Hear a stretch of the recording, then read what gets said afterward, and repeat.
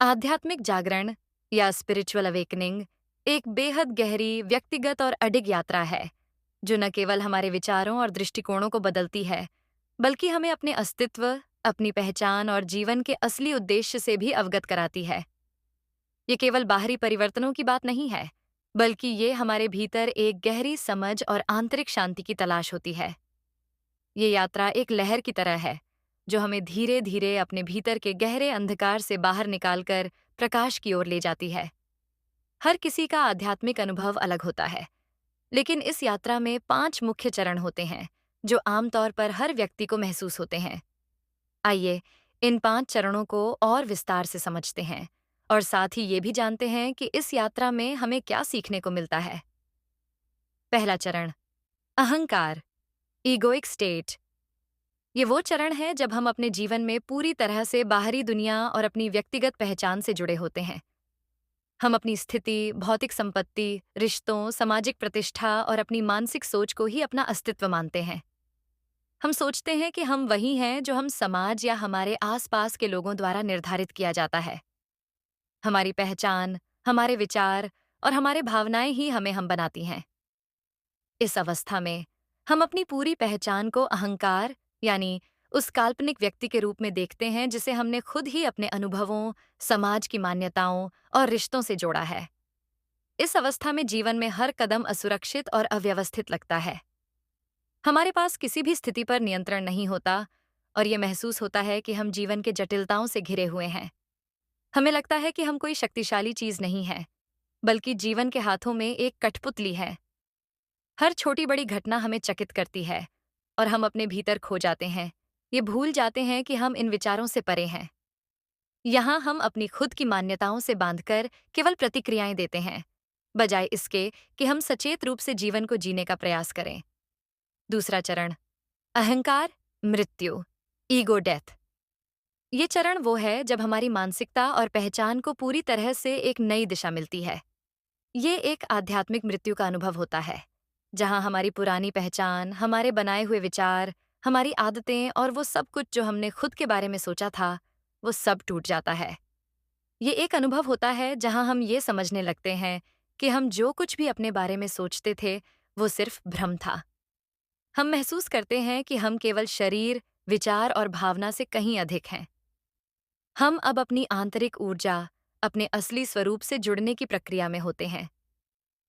इस चरण में हम अपने वास्तविक स्व को महसूस करते हैं और ये समझने लगते हैं कि हम केवल अपने विचारों और भावनाओं से जुड़े नहीं हैं।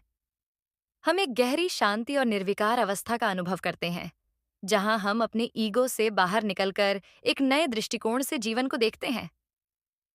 ये अहंकार की मृत्यु एक बहुत ही तात्कालिक और शुद्ध अनुभव हो सकती है, जो हमें हमारे असली आत्म से जोड़ देती है। हम समझने लगते हैं कि हमारे जीवन में असली पहचान हमारे विचारों, भावनाओं और समाज की उम्मीदों से परे है। तीसरा चरण, खोज, द सर्च। अहंकार की मृत्यु के बाद एक जिज्ञासा और खोज का दौर शुरू होता है। ये वो समय होता है जब हम अपनी आध्यात्मिक यात्रा पर निकल पड़ते हैं, जब हम खुद को और अपनी असली पहचान को खोजने की प्रक्रिया में होते हैं। हम उन गहरे सवालों के जवाब ढूंढने लगते हैं जो हमें बार बार सताते हैं, जैसे कि हम क्यों हैं, हमारा उद्देश्य क्या है, हम किस लिए पैदा हुए हैं, जीवन का असली अर्थ क्या है। इस समय हम खुद को गहरे आध्यात्मिक शोध में खो देते हैं और हमें समझने की तीव्र इच्छा होती है कि हम कौन हैं और हमसे क्या अपेक्षाएं की जाती हैं। हम विभिन्न आध्यात्मिक पथों, ध्यान, योग, ध्यान, प्रार्थना और अन्य साधनाओं के माध्यम से अपने अस्तित्व को समझने की कोशिश करते हैं। ये एक प्रकार की आंतरिक खोज है, जिसमें हम जीवन के असली उद्देश्य, परम सत्य और खुद के उच्चतम रूप को जानने की कोशिश करते हैं। इस समय हम विभिन्न धार्मिक ग्रंथों, आध्यात्मिक किताबों और विभिन्न शिक्षाओं का अध्ययन करते हैं, जो हमें जीवन के गहरे पहलुओं से अवगत कराते हैं। ये एक खोज है जो केवल बौद्धिक नहीं, बल्कि एक अंतरात्मा की प्रक्रिया है, जो हमारे भीतर की आवाज और गहराई से जुड़ी होती है।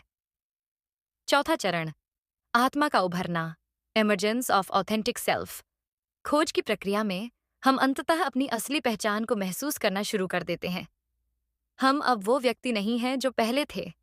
हमें हमारी पुरानी आदतों, पुरानी पहचान और पुरानी मान्यताओं से मुक्त होने का एहसास होता है। हम महसूस करते हैं कि हम अपनी असली स्थिति में हैं और हम अब अपनी सच्चाई को स्वीकार करने में सक्षम होते हैं। हमारे भीतर की आत्मा अब पूरी तरह से प्रकट होती है और हम बाहरी दुनिया से अपने वास्तविक स्व को जोड़ने की प्रक्रिया में होते हैं। पांचवां, मनुष्य की असीम संभावनाएं और आत्मज्ञान। ओशो के अनुसार आत्मज्ञान की सबसे बड़ी शक्ति ये है कि ये हमारे भीतर की असीम संभावनाओं को जागृत करता है। जब हम अपने मानसिक और भावनात्मक बंधनों से मुक्त हो जाते हैं, तो हम जीवन में पूरी तरह से स्वतंत्र हो जाते हैं। हम अपनी असल शक्ति को पहचानते हैं और अपनी पूरी क्षमता को सही दिशा में प्रयोग करने में सक्षम हो जाते हैं। ओशो कहते थे, जब आप स्वयं को पूरी तरह से जानते हैं, तो आप किसी भी परिस्थिति में घबराते नहीं। आप अपनी शक्ति को महसूस करते हैं और जीवन के हर चुनौतीपूर्ण पहलू को सहजता से पार कर लेते हैं। आत्मज्ञान हमें वो आत्मविश्वास और साहस देता है जिससे हम जीवन को पूरी तरह से गले लगा सकते हैं। 6. आत्मज्ञान ओशो के लिए आत्मज्ञान का सबसे गहरा रूप था। जब हम अपने भीतर के सच को पहचानते हैं, तो हम अपने और दूसरों के प्रति एक गहरी करुणा महसूस करते हैं। आत्मज्ञान हमें ये सिखाता है केवल एक भावना नहीं है, बल्कि ये एक गहरी जागरूकता है जो हमारी आत्मा से निकलती है। जब हम अपने भीतर शांति का अनुभव करते हैं, तो ये स्वतः ही बाहर की दुनिया में फैलता है। ओशो कहते थे, आत्मज्ञान वो है जो आपके भीतर से निकलकर बिना शर्त दूसरों तक पहुंचता है। आत्मज्ञान एक सहज परिणाम है जब हम आत्मज्ञान की प्राप्ति करते हैं। 7. सचेतन जीवन की ओर बढ़ना। ओशो का कहना था कि जब हम आत्मज्ञान प्राप्त कर लेते हैं, तो हम एक चेतन और जागरूक जीवन जीने लगते हैं। हमारा हर कार्य, हर कदम, हर निर्णय एक गहरी जागरूकता से प्रेरित होता है। हम किसी भी कार्य को बिना सोच समझे नहीं करते, बल्कि हम उसे पूरी तरह से समझकर और जागरूक होकर करते हैं। ये जीवन का सबसे सुंदर रूप है। जब आप पूरी तरह से जागरूक होते हैं, तो आप महसूस करते हैं कि जीवन की हर एक स्थिति, हर एक अनुभव एक अनमोल उपहार है। ओशो कहते थे, आप किसी भी काम को हल्के में नहीं लेते, क्योंकि हर एक क्षण आपके जीवन के सबसे महत्वपूर्ण क्षण होते हैं। ओशो के अनुसार आत्मज्ञान की प्राप्ति ही जीवन को बदलने का एकमात्र तरीका है। जब हम अपने मन और आत्मा के अंतर को समझते हैं और आत्मज्ञान की ओर बढ़ते हैं, तो हम अपने जीवन को एक नए रूप में देख सकते हैं। मन की चंचलता और तनाव को शांत करने के लिए ध्यान और आत्मचिंतन सबसे प्रभावी साधन है। आत्मज्ञान के माध्यम से हम अपने भीतर की गहरी शांति, शक्ति को पहचानते हैं और यही शांति हमारे जीवन को पूर्ण रूप से बदल देता है। ये एक यात्रा है, एक भीतर की यात्रा, जो हमें अपने वास्तविक स्वभाव से परिचित कराती है और हमें जीवन के सच्चे सुख और शांति का अनुभव कराती है। ओशो के शब्दों में, जब आप अपने भीतर के सच को जान लेते हैं, तो आपको किसी भी चीज की खोज नहीं होती।